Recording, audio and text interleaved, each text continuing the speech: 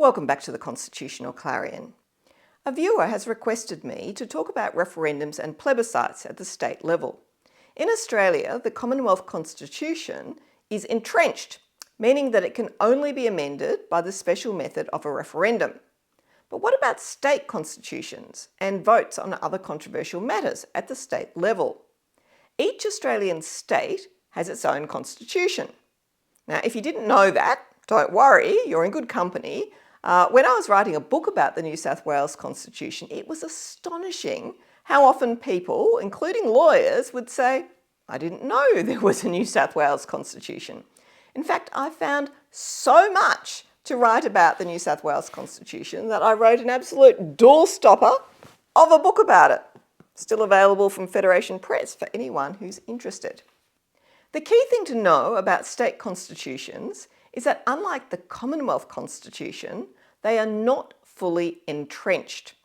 That means that most of the provisions in state constitutions can be amended by ordinary legislation. There are certain types of provisions, however, that can be entrenched with a requirement that they only be amended by a special manner and form, which is a technical term used by lawyers.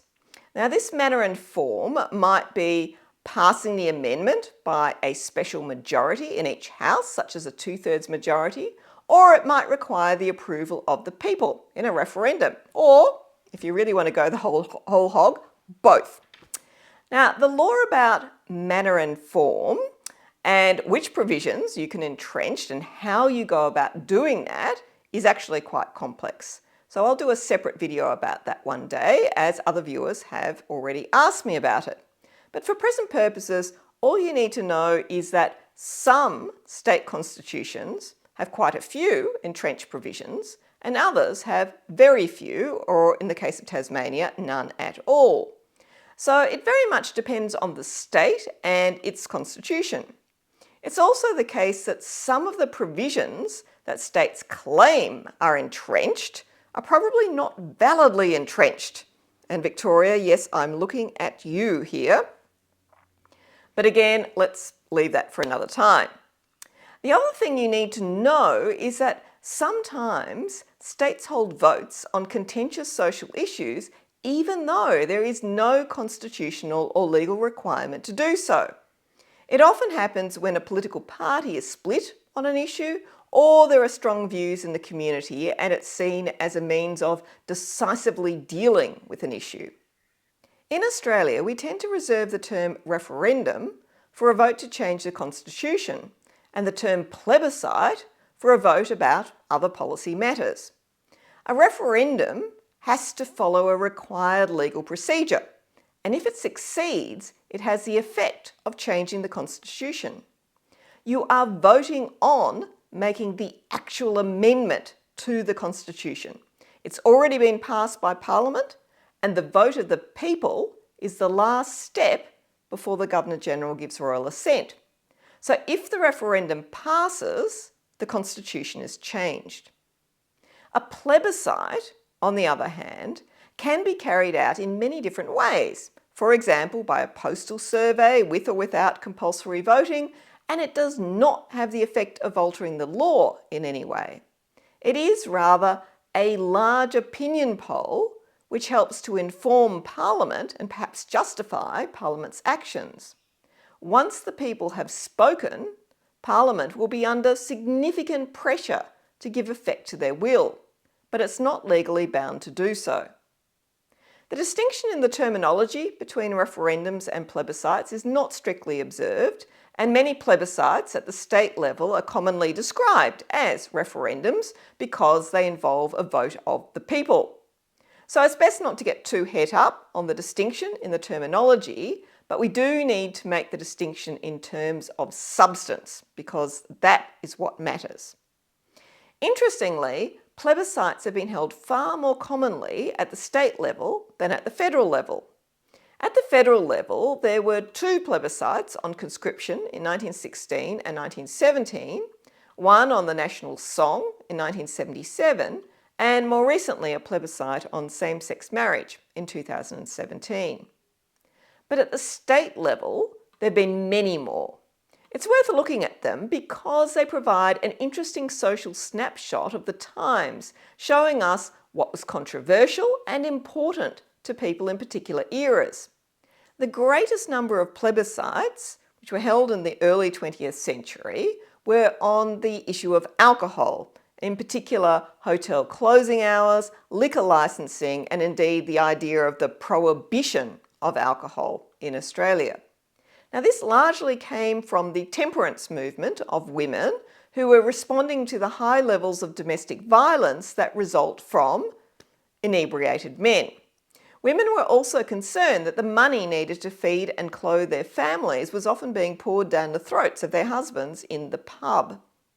As a consequence, we saw plebiscites on prohibition, hotel closing hours and licensing in 1911 in Western Australia, 1915 in South Australia, 1916 in Tasmania and New South Wales, 1917 in Queensland, 1920 in Victoria and Queensland, 1921 in Western Australia, 1923 in Queensland, 1925 in Western Australia, 1928 in the ACT and in New South Wales, 1930 in Victoria, 1938 in Victoria, 1947 in New South Wales, 1950 in Western Australia, 1954 in New South Wales, and the last one, 1956 in Victoria.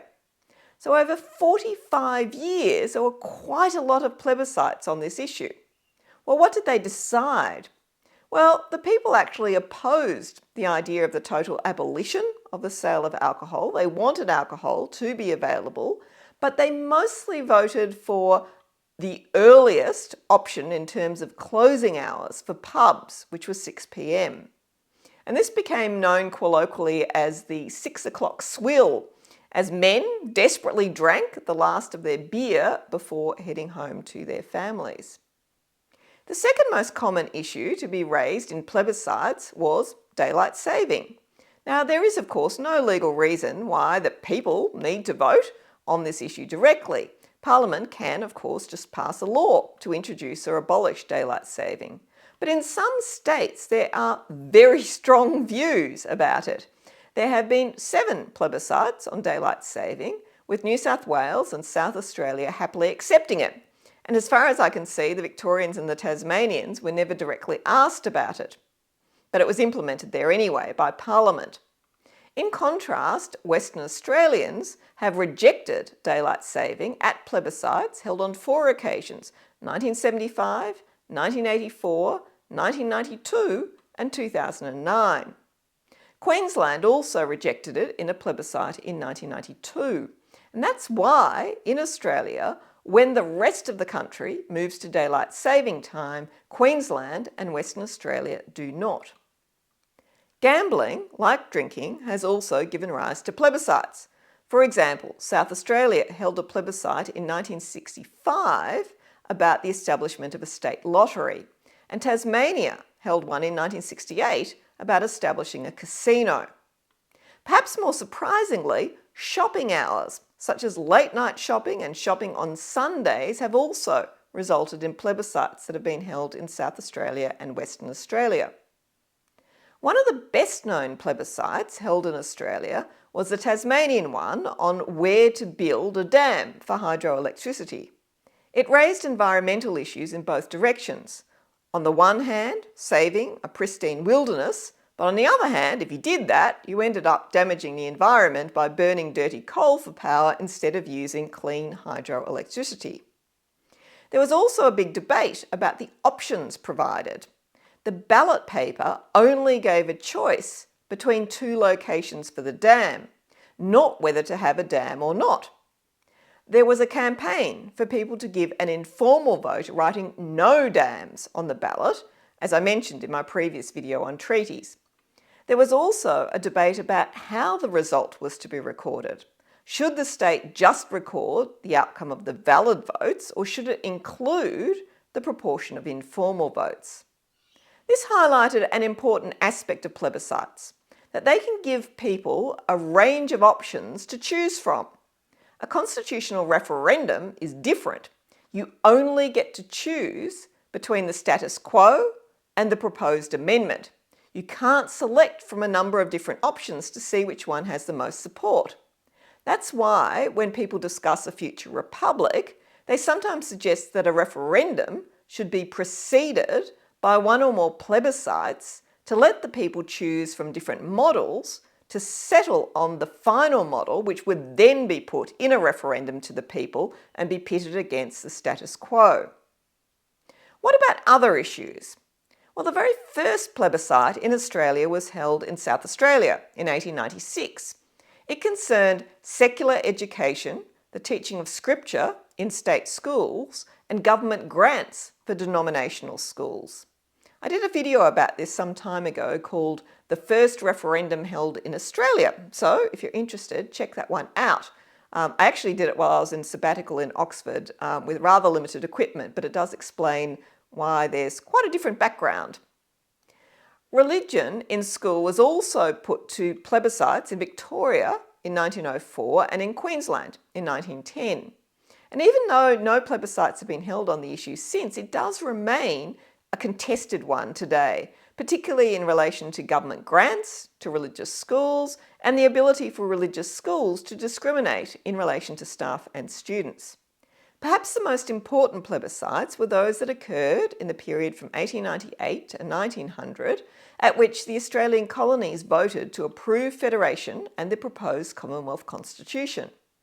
This was a really interesting example of popular sovereignty, with all the colonies insisting that the people had to approve first before they would agree to join the Federation. So even though the Commonwealth Constitution was formally enacted by the Westminster Parliament, relying on British sovereignty over its Australian colonies, there was a prior condition of popular approval, which was extremely democratic for its time. It also partly informs the Australian High Court's current jurisprudence on popular sovereignty being the basis of the Australian Constitution today. Related plebiscites about determining the political status of a jurisdiction have occurred in Western Australia in 1933, when it voted to secede from the Commonwealth of Australia, and I'll do a separate video about that and why secession in the end was not effective. The Northern Territory in 1998, when it voted against statehood, and the Australian Capital Territory in 1978, when it voted against self-government, but got it anyway a decade later. Indeed, at its first post-self-government election in 1989, the No Self-Government Party won 3 seats and the Abolish Self-Government Party also won a seat. Disgruntled locals ran as the Sun-Ripened Warm Tomato Party, the Party, and the Surprise Party, treating the election and this imposed level of government with complete contempt at the time. This is one of the interesting features of a plebiscite. They are not binding in any way. Even though the people of the Australian Capital Territory wanted to maintain their existing relationship with the Commonwealth and not be given self-government, self-government was eventually thrust upon them anyway. Finally, there have been state referendums on constitutional matters, such as abolishing or reforming the Legislative Council, extending the term of Parliament from 3 years to a maximum of 4 years, and bringing fixed 4-year term parliaments into existence. There have also been referendums on requiring MPs to disclose their pecuniary interests, the frequency of electoral redistributions, the reduction of the number of members of the upper house, the filling of casual vacancies in the upper house, the entrenchment of an electoral system, and the independence of the judiciary. Interestingly, the success rate of referendums at the state level is significantly higher than at the Commonwealth level. There may be many different reasons for this, but it does show that we should not always assume that people will vote no to everything in a referendum. For example, in 2016, the people of Queensland voted yes to fixed 4-year parliamentary terms, which was a major constitutional reform. So, that is my short history of plebiscites and referendums at the state level.